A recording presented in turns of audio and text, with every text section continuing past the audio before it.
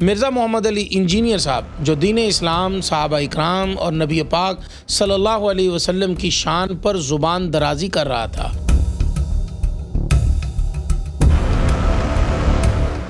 اس کے خلاف بالآخر 295 تعزیرات پاکستان کے تحت FIR درج کر لی گئی ہے، اور اس بات کا ثبوت ہے کہ مرزا کسی خاص مافیا کا اثاثہ ہے جو جب چاہیں گے اسے نکال لیں گے اور جب چاہیں اسے بچا لیں گے۔ یہ واضح اعلان تھا رسول اللہ صلی اللہ علیہ وسلم کی طرف سے کہ گستاخ رسول کے لیے بیت اللہ کے پردے بھی پناہ نہیں بن سکتے ہیں۔ یہی پیغام آج بھی ہمارے لیے ہے۔ ناظرین اکرام، اگر ہم خاموش رہے تو گستاخی بڑھتی جائے گی، اگر ہم اپنی آواز بلند کریں گے تو یہی آواز کل قیامت کے دن نبی پاک صلی اللہ علیہ وسلم کی شفاعت کا ذریعہ بنے گی۔ السلام علیکم ورحمۃ اللہ وبرکاتہ۔ ناظرین اکرام، آپ دیکھ رہے ہیں مولانا پوڈ کاسٹ سے اپنے ہوسٹ محمد ابو بکر کو۔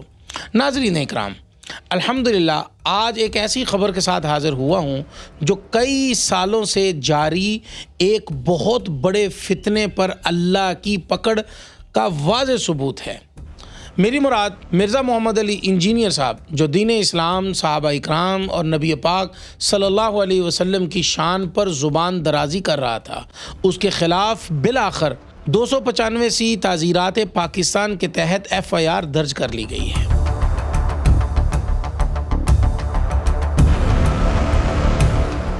یہ FIR اہل سنت والجماعت پاکستان کی طرف سے درج کروائی گئی ہے، اور مزے کی بات یہ ہے کہ یہ درخواست گزار جناب ایڈوکیٹ صاحب محمد تسلیم صاحب کوئی نام ہے۔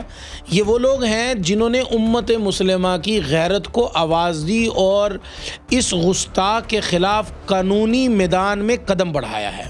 حیرت کی بات ہے کہ اتنی بڑی گستاخی کے باوجود بھی مرزا کے فالوور، نئی شاگرد اس کا دفاع کر رہے ہیں۔ سوچنے والی بات ہے کہ اگر آج لوگ ایک گستاخ کے دفاع میں ڈٹ سکتے ہیں تو کل دجال جب آئے گا تو اس کے پیروکار بننے میں انہیں کتنی دیر لگے گی؟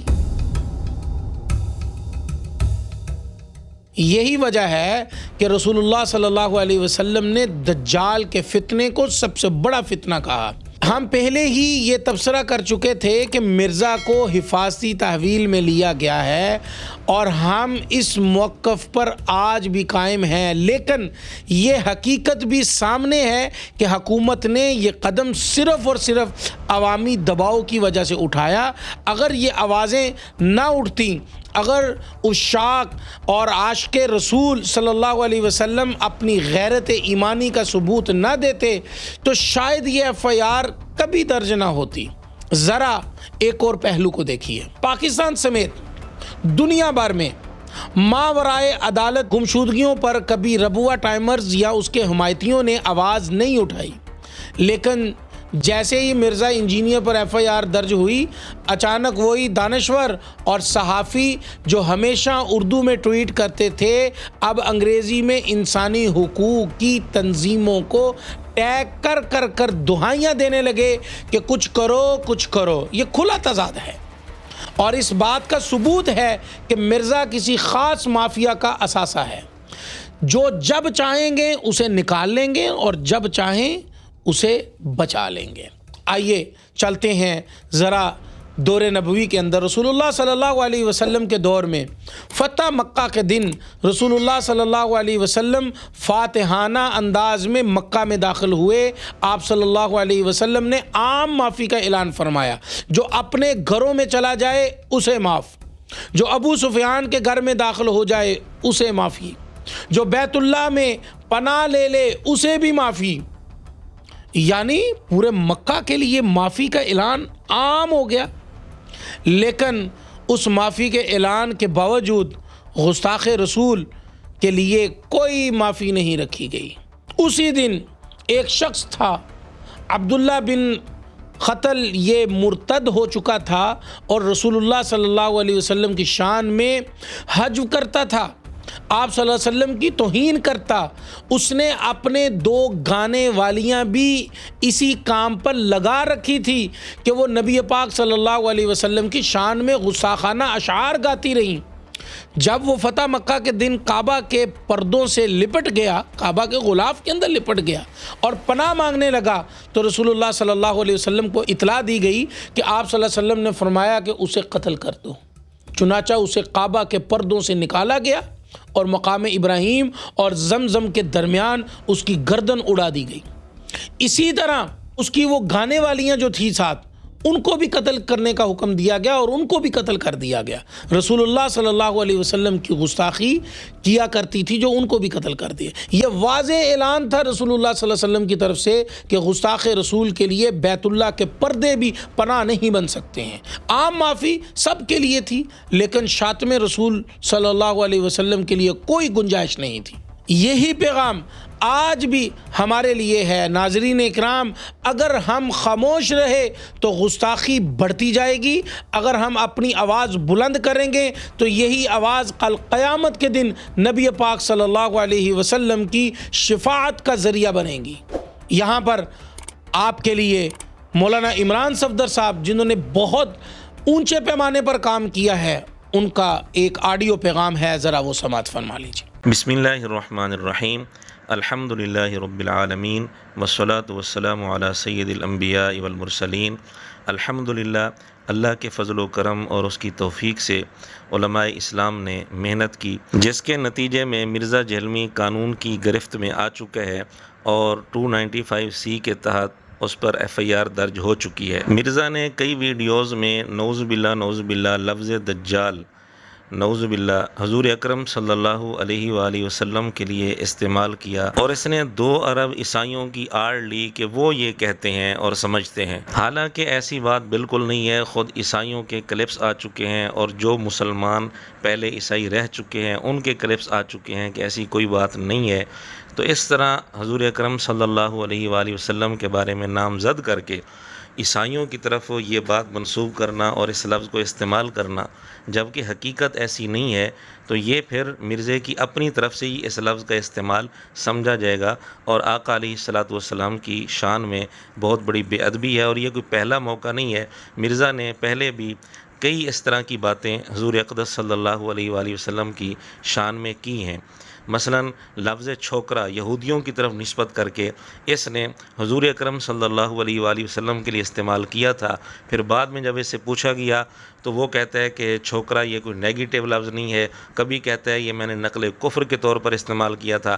اب تک مرزا اس کی صحیح وضاحت پیش نہیں کر سکا۔ جب اس نے دیکھا کہ اس طرح کی باتیں میرے شاگرد ہضم کرتے جا رہے ہیں، اب اس نے ایک قدم اور اٹھایا اور اس نے نعوذ باللہ اتنا بڑا لفظ، خطرناک لفظ، گستاخانہ لفظ اس نے حضور اکرم صلی اللہ علیہ وآلہ وسلم کے لیے بے دھڑک ہو کر استعمال کیا، اور پھر اس کو نارمل لیا، بلکہ اس کی خاطر قرآن کریم کا جھوٹا سہارا لیا اور قرآن کریم میں تحریف کرنے کی کوشش کی۔ اور یہ بات مرزا نے کی کہ کوئی عورت اگر حضور علیہ الصلوۃ والسلام کو ایسا سمجھتی ہے تو اور ایسا کہتی ہے تو اس کے ساتھ نکاح درست ہے، اور یہ قرآن کہہ رہا ہے، جبکہ قرآن میں ایسی کہیں کوئی بات نہیں ہے کہ اہل کتاب کی جو عورت نبی پاک صلی اللہ علیہ وآلہ وسلم کے لیے اس طرح کے الفاظ استعمال کرے تو اس کے ساتھ بھی نکاح کی اجازت ہے۔ اس طرح کی کوئی بات قرآن کریم میں نہیں ہے۔ مرزا کے اس بیان پر اگر سخت گرفت نہ کی جائے تو 2 بڑے نقصانات کا خطرہ ہے۔ ایک بڑا نقصان یہ ہے کہ کافروں کے لیے، بالخصوص عیسائیوں کے لیے اس نے گستاخیوں کا ایک بہت بڑا دروازہ کھول دیا، اور ان کو ایک نرمی دینے کی کوشش کی کہ اب جو مرضی حضور اکرم صلی اللہ علیہ وسلم کے بارے میں وہ اس طرح کے الفاظ کہیں۔ تو مرزا کہہ رہا ہے قرآن نے ایسی عورتوں کے ساتھ نکاح کی اجازت دی ہے، تو اس کا مطلب یہ ہے کہ مرزا کے نزدیک نعوذ باللہ یہ کوئی اتنا بڑا مسئلہ نہیں ہے۔ حالانکہ ایسی عورت اور مرد کو تو زندہ رہنے کا حق نہیں ہے، نکاح تو بہت بعد کی بات ہے۔ دوسرا بڑا نقصان یہ ہو سکتا ہے کہ عیسائیوں کے ساتھ مسلمانوں کی شدید جنگ چھڑ سکتی ہے، کیونکہ جب نوجوانوں کے ذہن میں یہ بیٹھ جائے گی بات کہ وہ عیسائی حضور اکرم صلی اللہ علیہ وسلم کے لیے یہ لفظ بولتے ہیں، تو اس کا لازمی نتیجہ یہ نکلے گا کہ آپس میں انتہا درجے کی نفرت بڑھے گی اور شدید جنگ چھڑ سکتی ہے۔ اس لیے علماء کرام نے اس بارے میں بھی کردار ادا کیا اور یہ واضح کیا کہ مرزا جہلمی مسلمانوں کی نمائندگی نہیں کر رہا۔ بہرحال مرزا اب قانون کی گرفت میں ہے، کاش اس سے بہت پہلے قانون اس کو اپنی گرفت میں لے لیتا تو نوبت یہاں تک نہ پہنچتی۔ مرزا نے اولیاء کے بارے میں، علماء کرام کے بارے میں، محدثین فقہاء کے بارے میں، صحابہ کرام رضی اللہ تعالیٰ عنہم کے بارے میں انتہائی گھٹیا زبان استعمال کی۔ اگر قانون اس وقت اس کو گرفت میں لے لیتا تو نوبت یہاں تک نہ پہنچتی۔ بہرحال اب بھی ہماری اداروں سے یہی گزارش ہے کہ نبی اکرم صلی اللہ علیہ وآلہ وسلم کے ساتھ سچی محبت کا ثبوت دیتے ہوئے اور مسلمانوں کے جذبات کا خیال رکھتے ہوئے مرزا جہلمی کو اس کے انجام تک پہنچایا جائے۔ تو جی مولانا عمران صاحب نے نہایت خوب فرمایا، اور یاد رکھیں گستاخ رسول کے خلاف خاموش ایمان کی کمزوری ہے، اور جو لوگ دین کے نام پر چپ رہتے ہیں وہ کل قیامت کے دن کیا جواب دیں گے۔ الحمدللہ ہمارا یہ پلیٹ فارم پچھلے 3 سال سے تقریباً مرزا جیسے فتنہ پر آواز بلند کر رہا ہے۔